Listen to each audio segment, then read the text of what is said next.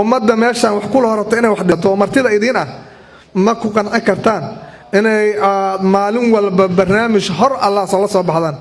magaca aad leedihiin iyo karaamada aad leedihiin dadka aad gogasha u tihiin adinka mustaqbalkiina intaba hala tixgeliyo dadka dhaqanka ee dadka hoggaanka ee dadka siyaasiyiinta oo mowqifka ummadda maslaxada u ah cadeeyeen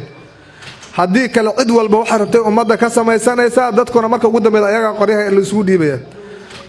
waxaan rabaa inaan ugu dambeynta uga digo ama oday ha ahaado ama gabar ha ahaado ama dhalinyaro ha ahaado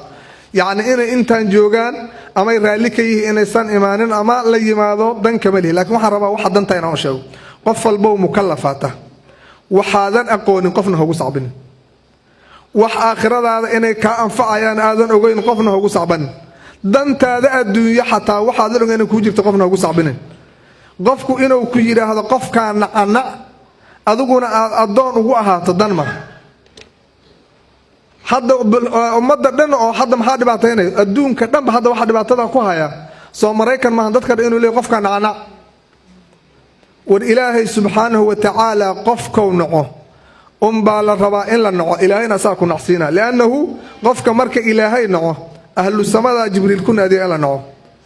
kadibna ahlu ardiga loo soo dhigaa in la naco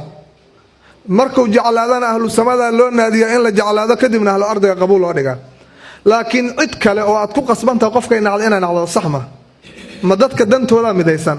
ilaahay hal laga cabsado ummadda yaan diin looga dhigin madax jacayl nabigu waa nooga digay sallallahu alayhi wasallam xadiidkana ku soo gabagabayna innakum satahrisuna ala al-imara ayu nabigu sallallahu alayhi wasallam waxaad ku dadaaleysaan madaxtinimo ayada isku baabiinaysaan oo rabtaa inaa hesho sa ku helis wasatakunu nadamatan yawm al-qiyamah nabigu sallallahu alayhi wasallam maalinta qiyaamana shalayta idinku noqon doonta yaa maanta u haaya in maanta qof walba uu sacbinayo dadka u tashkiishanayo aniga kelimadeyda soo hirgasho saan uu soo baxo codka isi intaas qaado madiina noqonaysa gruubka naga yaanaan kala lumin si qofka aan rabnaa u soo baxno maslaxa ummadda u noqomayso qofka maslaxadu ummadda u tahay ayada dareemaysa ayadu ha doonato adigana bari qiyaamay kugu noqon doontaa nadaamo iyo shalayto nabigu cidda doonaysa ma sii jirin sallallahu alayhi wasallam wuxuuna nabigu yiri inta dhaartay inna akhwanakum man dalaba qofka kugu qaansan waa qofka madaxtinimada dalba ma noqonaysa marka inaan culamo ku ahaano qofka inaan la dirno naftiisa u qoonsana asagu nafteena loo qoonsado markaan shir isugu nimaadna aan iraahaye wax noo qaybi wax noo ogolaw haddaan ku dilayna diinka inuu ku xadgudbay diinka ku toosana waan ku daynay ma dhahan